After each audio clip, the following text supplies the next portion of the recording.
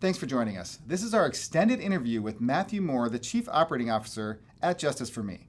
The first part of this video is from our GNGF Live, where Matthew and I talked about Justice for Me and how the process works from the perspective of a lawyer. Our GNGF Live happens every other Wednesday on our Facebook page. The second part here in this bonus extended interview, we dive into more detail about Justice for Me and how the process works from the perspective of a consumer needing legal services. If you already saw the live, I'll put a timestamp to the exclusive extended interview below. Be sure to like and subscribe to follow along with our great conversations on legal marketing and the business side of running a law firm. And to watch this video on a platform of your choice, you can find everywhere we stream at GNGF.tv. Welcome to GNGF Live, your bi-weekly Ask the Experts about all things law firm marketing and business growth. I'm Mark Homer, author of Online Law Practice Strategies and founder of Get Noticed, Get Found. On this show, we focus on the business side of growing and running your law firm. So I'm excited to have today's guest, Matthew Moore, who's the Chief Operating Officer at Justice for Me, where they work to bridge the justice gap. In fact, they were recently named a finalist in the Fast Company's 2020 World Changing Ideas Award. You're definitely going to want to hear more about this service. And Matthew Moore knows his stuff. He's over 30 years of marketing and product management at both startups and global companies. And I don't think I've interviewed someone with a physics degree on this show yet, let alone a physics degree from the University of Edinburgh.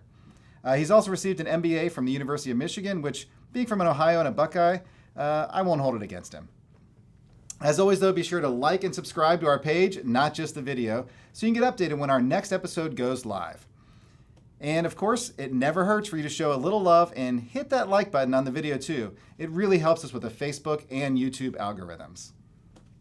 We've got moderators in the chat, so please, ask questions, interact during the premiere. And if you're watching this in the future, after the premiere, we do monitor the comments and we'll reach out to our guests to try to answer any follow-up questions you have. That's because we love you all, and we love getting to meet you online and in person. So you can find a list of our upcoming webinars and events where we're going to be speaking on our website at gngf.com/events. And on weeks when we're not premiering an interview, we drop a video as part of our GNGF Tips series. These are in-depth videos focusing on one topic at a time. Check it out on our YouTube page or by heading to gngf.tv. You can watch our latest video, after this interview, of course, at the link in the chat. So check them out. Like I said, we drop a new GNGF Tips video every other Friday. All right, let's get to the interview. Matthew, thanks for joining us today. Pleasure to be here. Awesome. So first of all, congrats on being a finalist in the Fast Company's 2020 World Changing Ideas Award. It's pretty impressive. Yeah, no, we were delighted with that. That was great. It's always nice to be recognized. Yeah, that's great. And we've connected a few times at legal events, so we got to know each other. But for the benefit of the audience, tell us a little bit about yourself. So I'm Matthew Moore. I'm Chief Operating Officer of Justice for Me. I've been with the company a year now. I've had a 20-plus year career really working in technology, building products and taking them to market. And so the legal market is relatively new for me, but we're excited to be using technology and fintech to try and improve it. Yeah, I think I was saying earlier that I think you were the first physics major I've had on the show, as well as also that physics major came from University of Edinburgh, I think. Yeah, I didn't think when I was doing astrophysics a long time ago that I would end up where I am, but that's life, right? Yeah, that's awesome. And then we'll leave the Big Blue alone, being an Ohio State person here, right. And probably not a good topic of discussion. MBA from Michigan, not too shabby. So, so I did want to talk about Just for Me from a few different angles. But first of all, just for the audience, like what is Justice for Me trying to solve in the market? Right. So we are basically attempting to try and reduce the justice gap. I think most attorneys or people in your audience will know that the justice gap is a very real problem. People are struggling to get access to legal advice, right? And so it's a problem both from the client side. Obviously, they want legal representation and legal advice, but it's also a problem from the attorney side, right? If a large portion of your market is unable to access your service, right, that's going to inhibit you growing your business, right? So what Justice for Me, we're a legal fintech, is we're trying to remove some of those obstacles that stop those clients and attorneys working together. Awesome. So, and is there like is it like a network that they join? Is there like a fee for this network or something? Or how does that work? No, not at all. It's completely free to both parties, right? And so, the way we see it is that the big financial obstacle or challenge is the retainer, right? And so the Hmm. retainer Hmm. model has a long history in the legal world, but um, the challenge for most consumers is they don't have several $1,000s easily available, right? And so that puts a big financial burden on them. And then from the obviously from the attorney side, if they don't have a retainer, then there's some concern on are they going to get paid for their services, right? So it's a problem on both sides. And so the model we're trying to build is to take that retainer out of it. But by doing that, if we added a fee, we're then adding friction back into the model, right? So we try and make this as painless as possible to both sides. Got it. So, and are there any are there specific practice areas you're finding that this is better for, or is it kind of like can work for a variety of law firms? Yeah, it's a great question. So we don't do criminal cases, or we'll do things like DUI. But if there's a chance of you know jail time, obviously we'll let the criminal justice system and the defense handle that.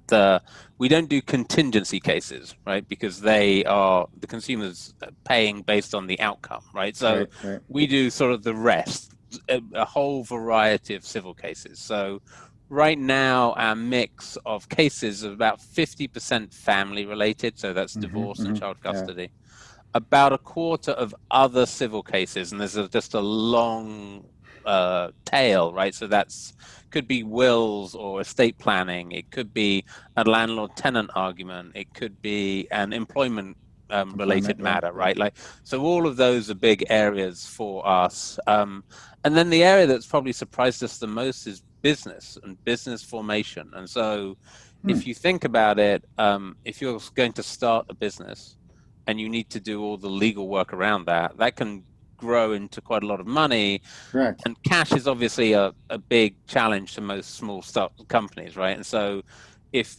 justice for me lets you convert that upfront legal payment into a monthly payment, it's kind of a cash flow Absolutely. adjustment to a small business startup, Yeah. right? So we're actually now at about Huh. 20% of our matters are business related or franchising or stuff like that, which can be quite expensive from a small business's perspective. Well, and that's interesting, right? Actually, it is starting a business for a new business owner, right? Like a lot of the things that they need when they start, whether it's like their email, their software, that kind of stuff. Right. Everything's like a monthly fee, software as a service kind of Right. model. It's interesting that you're able to kind of take a big upfront expense and make that like another software as a service kind of payment for them. I didn't even think about that. Yeah. And it's and it works for all parties, right? The lawyer gets paid because we pay them. The Hmm. the small business gets to take that, $10,000 and now do 500 pay a month, right? Hmm. And they're great clients for us, right? So the people normally setting up that business are excellent payers, so it works all around. Awesome. So I want to not put you on the spot too much here, but like when you presented it at the Bedlam conference Yep. that we host, right? I jotted down a lot of the questions that, I mean, because it was a fascinating the dialogue going on. But a lot of lawyers had asked a lot of really good questions, and I knew you were going to be coming on. So I jotted down a lot of questions, and I've even thought of a few more. Do you mind if I just kind of run through these? I got a whole list here of like kind of No, from a go for it. lawyer's perspective, what typical questions they would have of this type of service. Sure. So one of these is like I heard like so what if somebody disputes the bill after you've paid the lawyer? Right.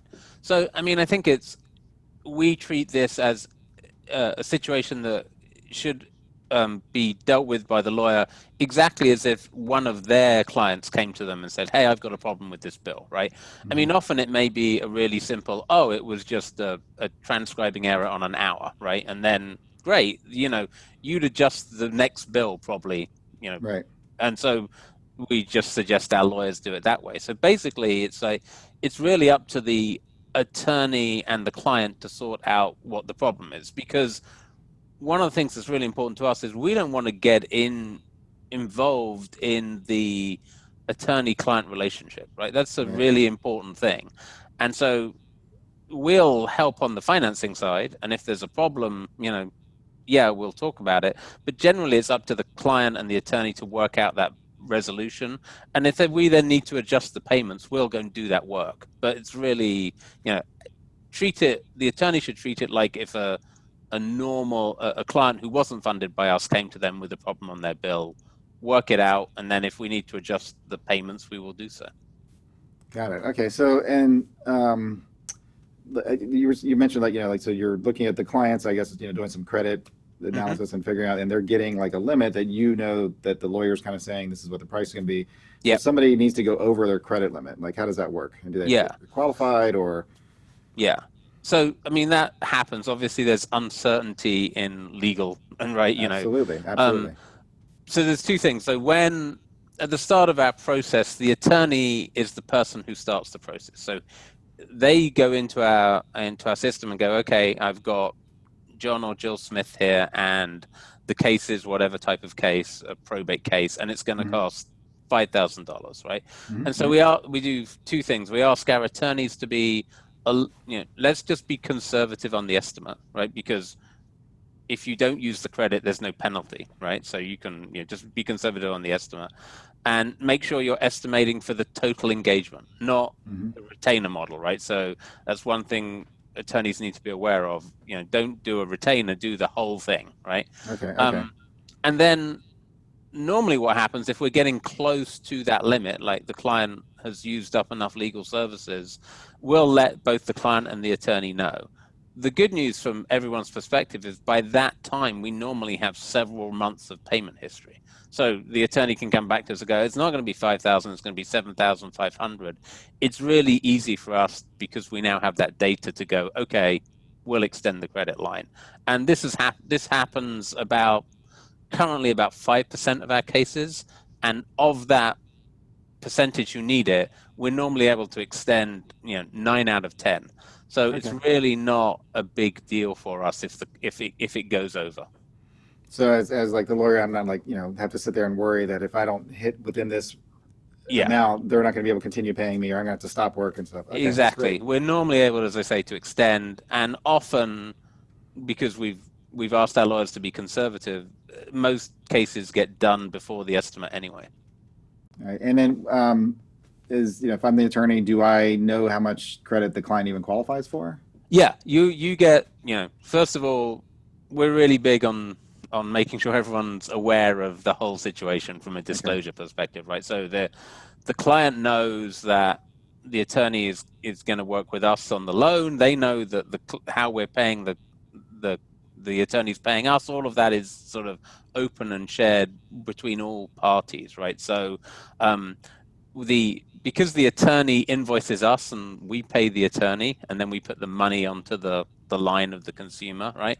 It's a very different model than a sort of a more traditional consumer loan or legal financing, right? Where the money goes to the client, and then it's up to the client to pay the attorney, right? So it's different from other kind of financing options that are in the market, and we think that difference is really important because it protects the attorney. The attorney's going to get paid. They invoice us, we pay them, right?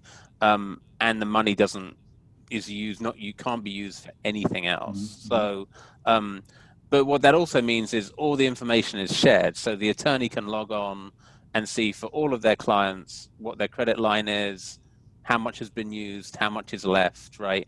And if they're getting close to that limit, our system automatically lets them and the client know, hey, we're coming up to 10%.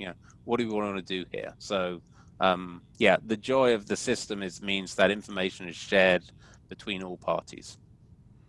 And then from a credit perspective, I mean, if somebody doesn't even really have a credit history, or is like, what's the, like, do people have to be 800 score or something to get credit?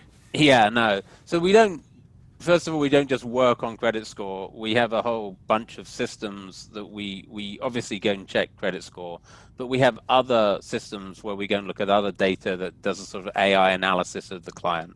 So we look at things like income and credit score and these other factors. So there's 6 or 7 things we look at before we say yes or no. but even if we say, you as an individual, we can't give you credit, we do have the option to have a co-signer or co-applicant, right? So no matter how bad your individual's credit is, if you can get a co-signer and the co-signer has reasonable credit, we'll lend. But the majority of our consumers are very much like middle class America, right? So just to give you an indication, our average income for most of our clients is $60,000 to $70,000, right? They're around 38 years old. Their credit scores around 670, but we've gone as high as 850. We've gone as low as 470, right? So there's a pretty broad range. Got it. So we have some clients that, because I'm trying to think about where does this start in the process. So we have some clients that will actually charge like a consultation fee. Right. Like how does that work in the process? That they don't need to bring you in before that? Is it just kind of like, hey, here's a consultation fee, and then they bring you in, or how does that work? Yeah, no, we'll accept that consultation fee. As I said, we're trying to take friction out of the system. So we're not asking the lawyers to change how they work in any way, right? So if they charge for a consultation fee and that's part of their billing, they can put that on the invoice to us and we'll pay them, right? If there are other sort of hard costs that they would normally bill the client, whether it's sort of, paperwork or stuff like that, they can put that on and we will pay them too, right? So we're trying to be as little overhead to the attorneys and their billing as possible. Can I ask questions about, because on the website, like when you were showing me stuff, like like there's attorneys on there, like they're listed, like here's attorneys that work with you guys. Are they paying to be on the website, or is that just people you've kind of like said they work with you, or how's that? Yeah, no, they don't pay. We will put up a profile for the attorney, and the attorney can change it and edit it. They don't have to be there at all. There's no cost to be there. We realize that there's quite a few attorney directories, right? And it can be burdensome, to say the least, if you're an attorney, to manage all of these things, right? So we don't want to put that burden on them. So we'll create one. They can change it if they want. If they don't want a profile there, that's cool too. You don't have to be there. But what's interesting for us is about half the clients come to our service from the attorney, right? They already know their attorney. They're talking to them. They may be struggling with the retainer. The attorney suggests, hey, there's some financing options. Look at these people. One of them is us, and that's how we get the client. The other 50% actually come to our website, right? And so they're like, oh, I can't afford a retainer. They find us, then they find the attorney, and we introduce them, right? So there's definitely benefits to having that being on our directory, because we're a good lead source for our attorneys, but you don't have to, and there's no cost involved. And if somebody comes to the website and becomes a lead in a client, is there a charge there, or is it just no. Hey, no, there's no charge at all. It's like, well, that's great. We'll make our normal fee on the loan, but there's no charge for the lead. All right, and then how quickly, like if I'm the lawyer, like how quickly am I getting paid from Justice for Me, or how does this? Yeah, we normally pay within 2 to 3 days of an invoice coming in. It depends whether it's like the start of the week or the end of the week. But yeah, we try and one of our big value propositions to attorneys is we'll get you paid, right? So we try and do that as quickly as possible. Now, again, just from the process perspective, is the invoice going to the client and they approve it and then they're paid, or does the invoice go from the attorney to you guys to get paid and then? Yeah, no, the invoice goes to us. It doesn't have to go through the client for approval. Some of our attorneys send the invoice to us and send the client a copy, right? Or they just let them know, much like the attorney has a login to Justice for Me where they can see all their clients. The client has a login too, and they can see their invoice there. And so it's really up to the attorney, but the end consumer doesn't have to approve the payment.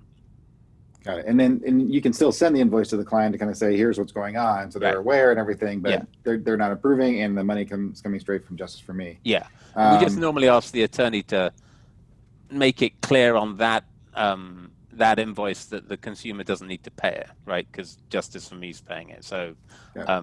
yeah, just tweak it because you don't want to get paid twice. Then we're in a yeah. Got it. So on the you mentioned retainers before, right? So, Yep. but you said you recommend for the lawyer to think about the whole process, kind of what they estimate, and be conservative. The whole process is going to Yep. cost. Um, would you still like if they still have that model of retainer? Like, would you still fund a whole retainer, or are you only funding kind of like a?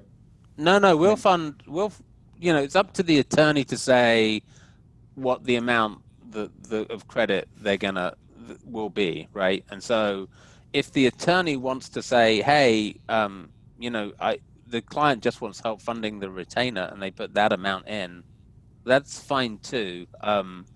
It's just our suggestion is to put the whole amount in because um, it gives certainty to the attorney, right? If I think this divorce case is going to cost me X, $10,000, and the consumer has a line of credit for $10,000, then the attorney knows they're going to get paid, right? And so if they just did it half, which is sort of the traditional retainer, they've still got to then invoice the client for the other half and go through the billing and collections. And so one of the joys that we hear for our attorneys is that we really take because they're no longer having to do the billing and collection, right?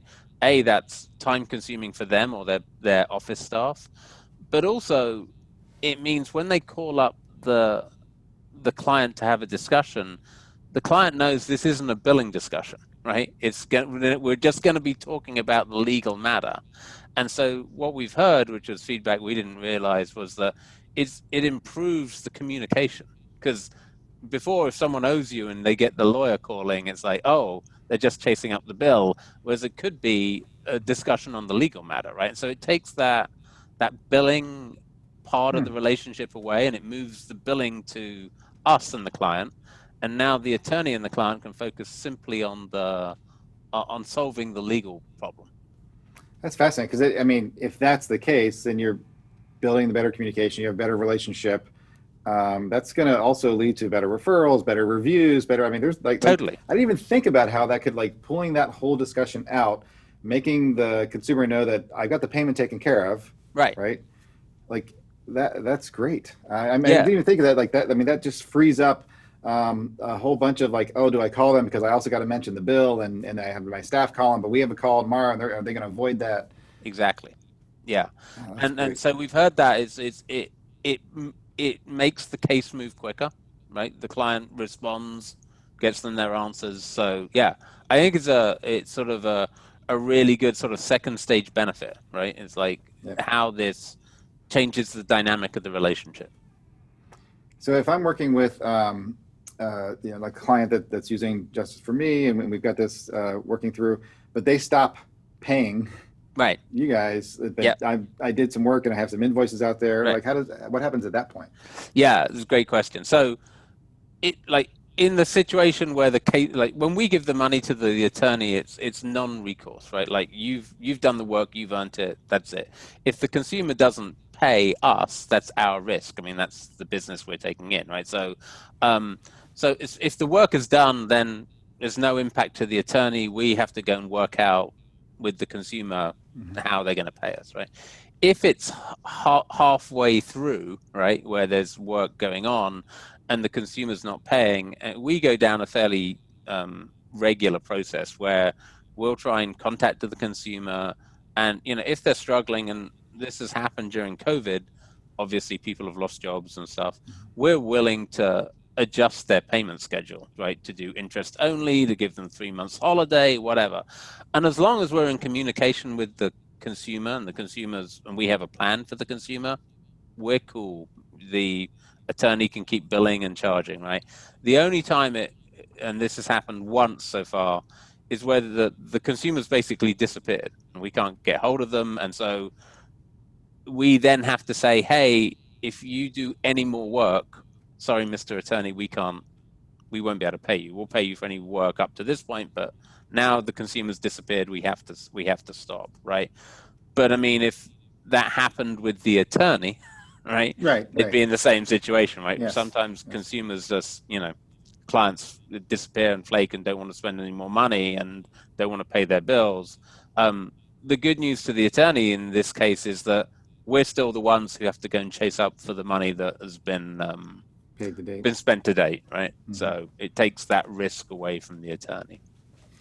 Got it. So we're out of time for the Facebook portion here today, but I've spent so much time talking about just like the lawyer's perspective, right? And I assume like lawyers out there would really be curious to say, hey, if I was to introduce this or encourage my clients to use it, to understand the client process. Right. Do you mind sticking around for a few minutes? Because we can record a little more, and I could push it up on our YouTube page as an extended interview on Friday or something. Yeah, no, that's fine. Happy to. Awesome. Okay, so before we wrap up, though, where can people learn more about you and Justice for Me? Yeah, so we're on the web, justiceforme.com, Twitter, and LinkedIn, all the usual places. Just search Justice for Me on any of those, and you'll find us. Awesome. And we'll throw it in the chat and show notes for everybody, too, as well. So awesome, Matthew. Thanks so much. And just bear with me for one moment, and we'll come back and do an extended interview here. Okay, no problem. All right, thanks for joining us today, everyone. So be sure to like and subscribe to our Facebook page so you can get notified when our next episode goes live. We have a new interview. It's about law firm marketing and the business side of running your firm here every other Wednesday. We're going to keep going here in the GNGF studios, and you can watch the full extended interview with Matthew Moore this Friday over on our YouTube channel. We'll be diving into more detail about Justice for Me and how the process works for the consumer. See you then. Thanks for sticking with us, Matthew. No problem. So we talked a lot about Just for Me from a lawyer's perspective, and on the Facebook Live there that people can catch here on this. But I want to put myself in the shoes of a consumer, right? And so I really need some legal help. I'm looking for a lawyer, but I know I don't have maybe the financial means to kind of like do what I need to do. Right. You mentioned like family law, so maybe it's a divorce, or maybe like you mentioned business. I didn't think about business formation. All the things going on with that. So let's talk about like how at a high level does Justice for Me work for the consumer? Right.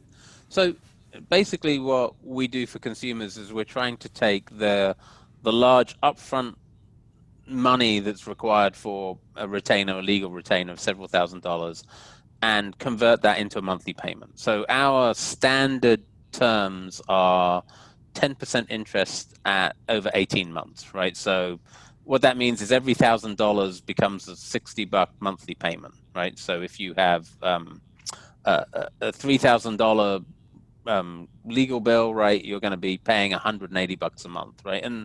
And it's basically as simple as lots of people can afford $180 a month, and they can't afford the $3,000 up front. Absolutely. Right?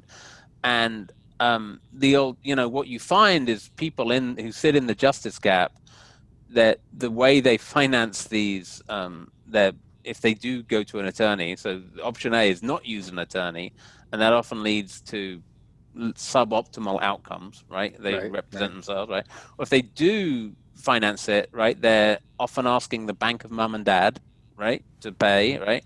Or they're putting this on their credit cards, and credit cards, interest rates are, up there.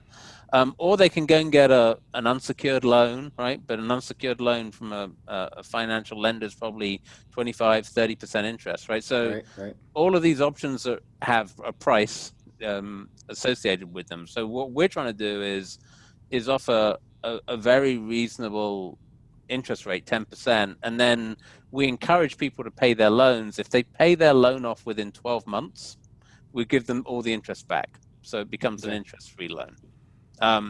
So the goal is to get more people access and to do it in as economically friendly way as possible by paying monthly. Got it. And then, I just want to clarify. So if they pay within 12 months, they get their interest back? Yeah. So our normal terms are 18 months. So to encourage people to pay back early, if they pay off the loan within 12 months, we'll refund any interest they've paid. Oh, that's cool. So how much does a consumer? So if I'm putting my shoes in the consumer here, like how much do I pay up front?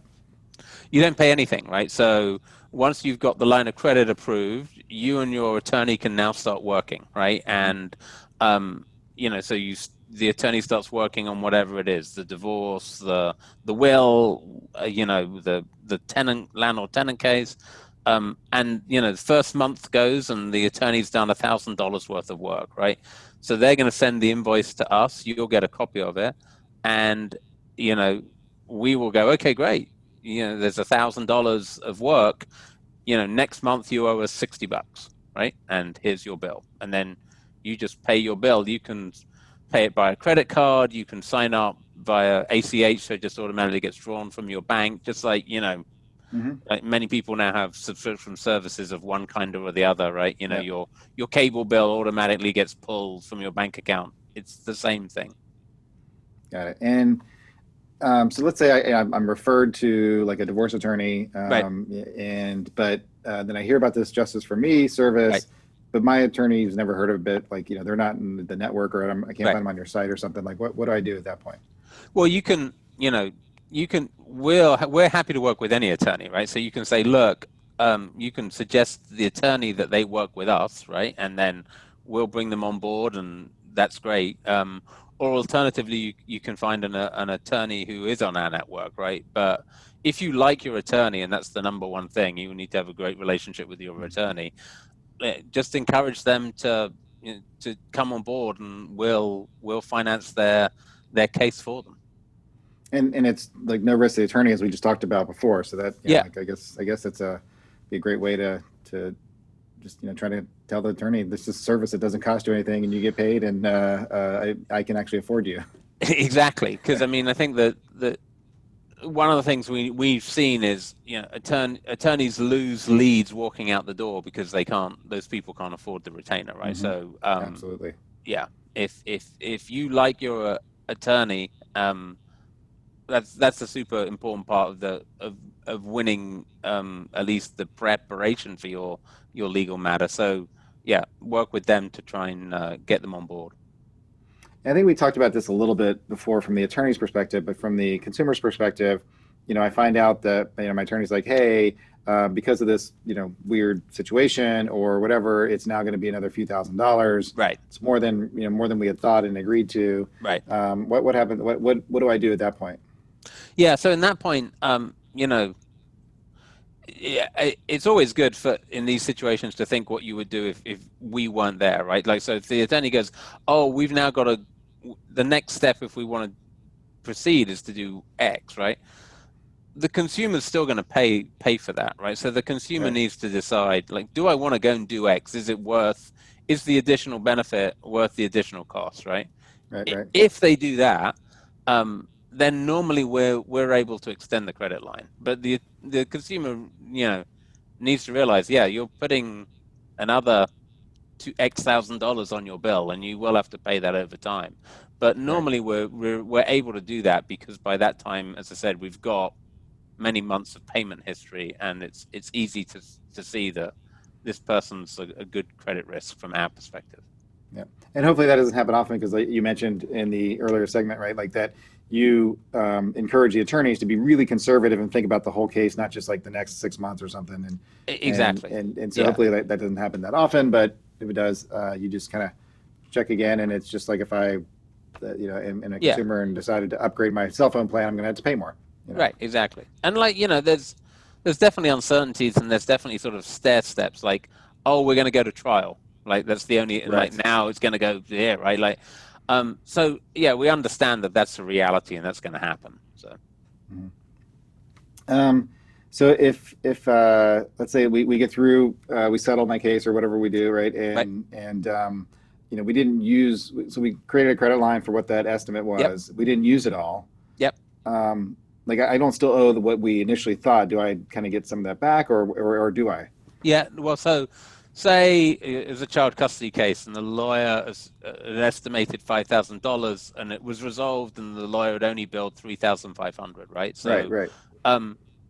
You only will owe what invoices we get, right? So normally the lawyer will tell us the case is closed, right? And so we then stop the credit line, so no more can be added to that credit line, right? So then you just pay us for the 3,500 over time, right, on a monthly amortized basis. And yeah, the extra amount was just never used. It was kind of, Okay.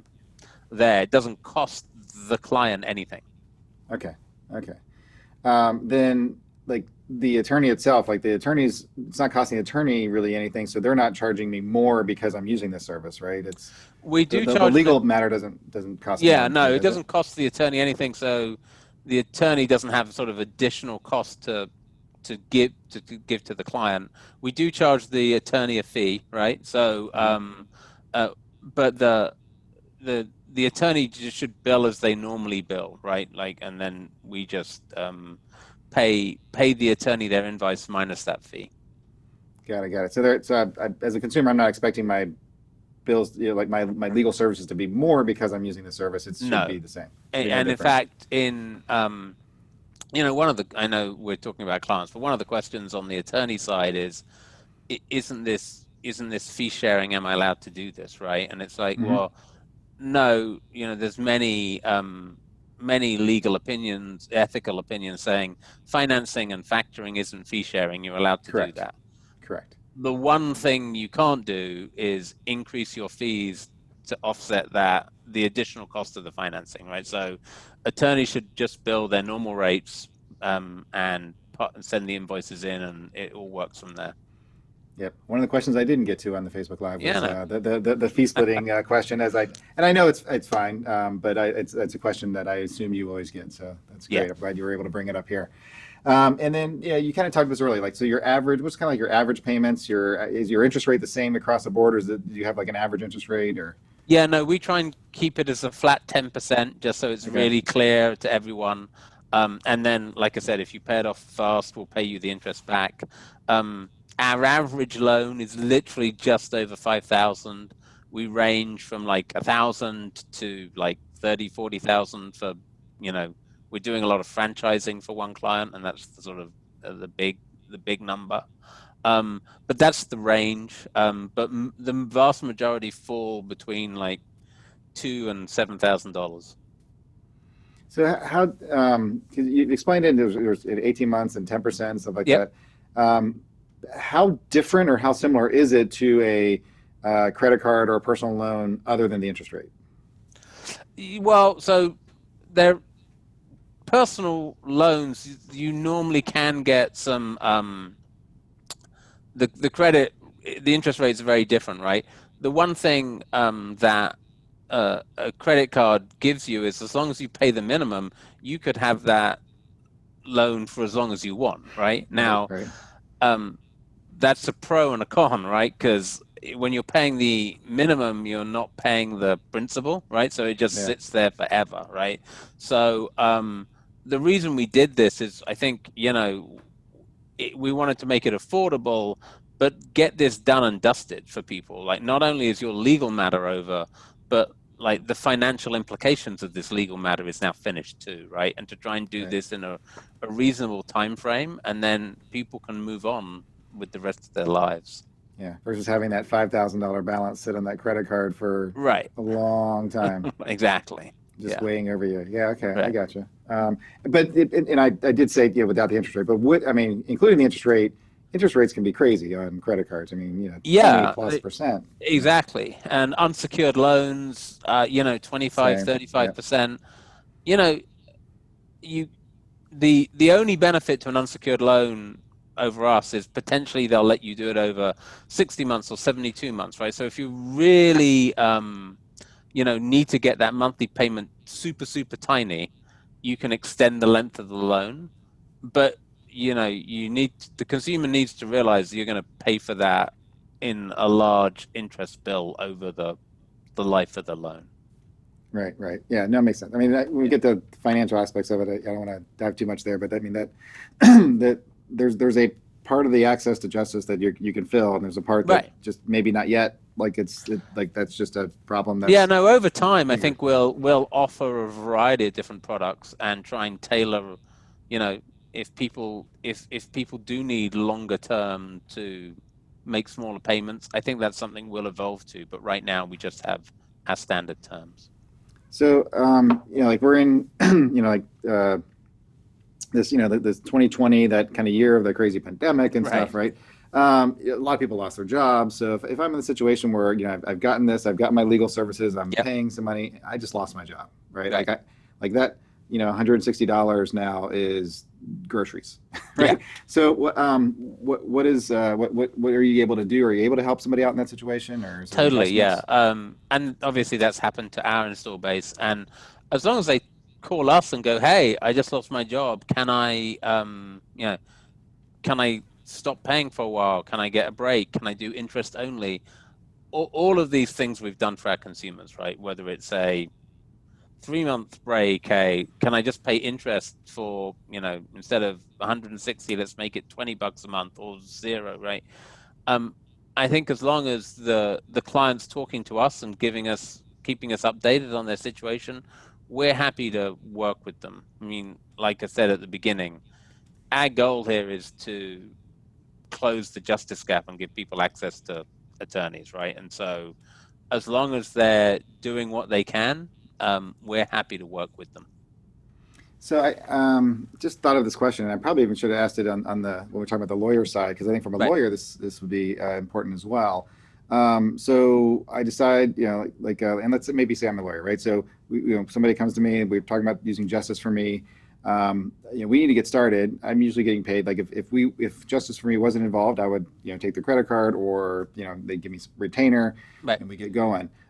How fast does somebody like approve through this? I mean, is there like a 2 week Oh yeah. underwriting thing, or something, or Yeah, like yeah. No, like how? well, so in the background, we've built up a whole bunch of technology to process these applications super fast, right? So, um, once a client, once the attorney puts in, okay, this is the type of case, how much it's going to be.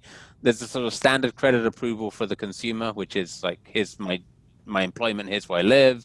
And then we get that answer back normally within 24 hours. So it's Oh, okay, really so not, like a day.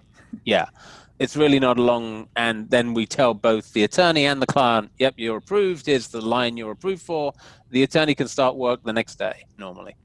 Awesome. So I'm not waiting a week and maybe losing that Yeah, potential client or something. yeah. So And okay, so then that the that's the great. the other thing we do from a client perspective, um, even before they've talked to an attorney, they can come to our site and they can pre-qualify. So we have a Hmm. little form on the site, which is just a few fields like your name, your birthday, your address, right?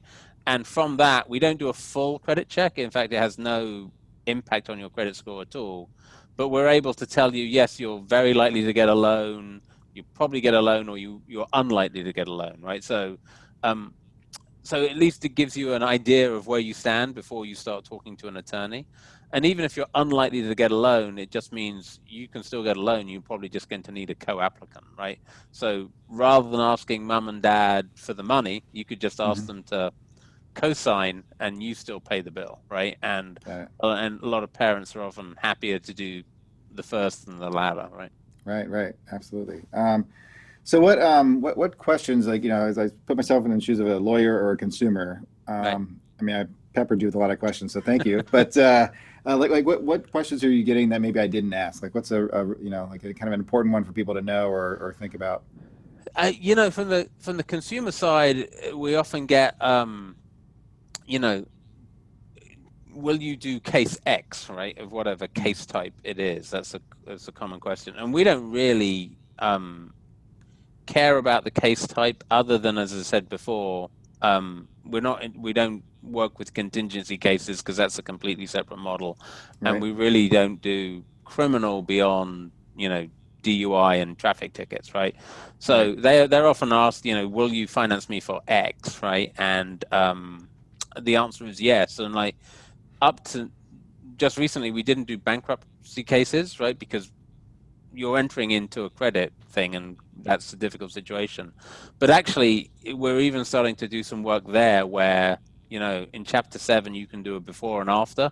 And Yep. once you're after, we can start to fund that after to make the payments over time, which is, you know, super important, even if you're trying to rebuild your life after bankruptcy. So we're trying to cover as many cases as possible. So that's the probably the biggest question we get, and it doesn't actually, impact the loan on the client side.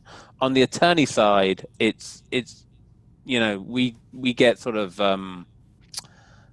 probably the biggest, for once people have joined up and they understand the model, it's like, how can I get you the invoice, right?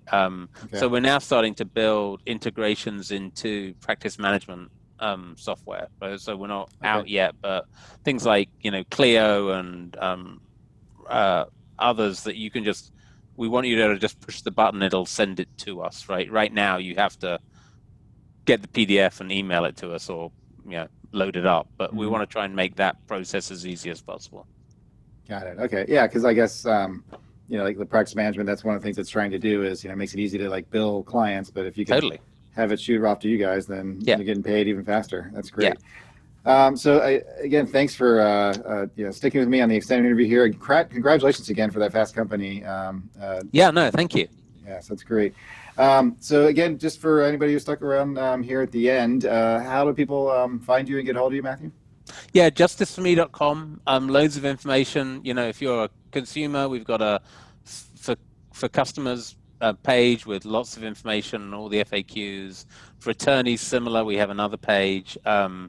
What's great is we have some videos there of attorneys showing how it's, changed their practices, which is super exciting, right? Attorneys are seeing revenue growth. They're able to offer different types of products where they can just do a flat fee paid over months that makes it very simple for their clients. So we're excited about how this could make life better for both attorneys and consumers. So thanks for letting me answer some questions.